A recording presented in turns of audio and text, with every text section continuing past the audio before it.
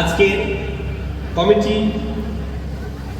সঙ্গে কথা বলে যে পালা ঠিক করা হয়েছে সেটা হলো ভদ্রকান্ত পণ্ডিত এবং অশ্বিনী, তাই তো? আপনারা একটু মাঝে মাঝে সাড়া দেবেন। ভদ্রকান্ত পণ্ডিত, তার পরিচয় একটু দিয়ে দেওয়া দরকার।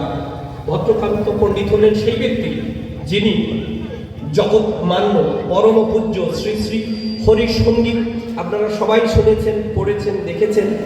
সেই হরিসঙ্গীত গ্রন্থ যখন প্রথম ছাপা হয়, মুদ্রণ হয়, সেই হরিসঙ্গীতের সম্পাদক ছিলেন, অর্থাৎ ওনার লেখাই ছাপা হয়েছে। গুরুচাঁদ ঠাকুর বেঁচে ছিলেন, ভদ্রকান্ত পণ্ডিত ছিলেন লেখক, মানে যিনি লিখেছেন, এবং প্রকাশক ছিলেন নীলরতন সরকার, রচয়িতা তো অশ্বিনী। প্রথম 108টি গান মুদ্রিত হয়, তার পরবর্তীকালে অন্যান্য গান যুক্ত হয়েছে তাতে। এখন মোটামুটি 162টা গান এবং পরে পরিশিষ্ট যুক্ত আছে, আপনারা হরিসঙ্গীত খুললেই দেখতে পাবেন। তো ছাপতে গিয়ে মনে যে দ্বন্দ্ব লেগেছে ভদ্রকান্ত পণ্ডিতের, সেই দ্বন্দ্ব ধরে আজকের এই কাব্য দ্বন্দ্ব বাসরে হাজির করেছে।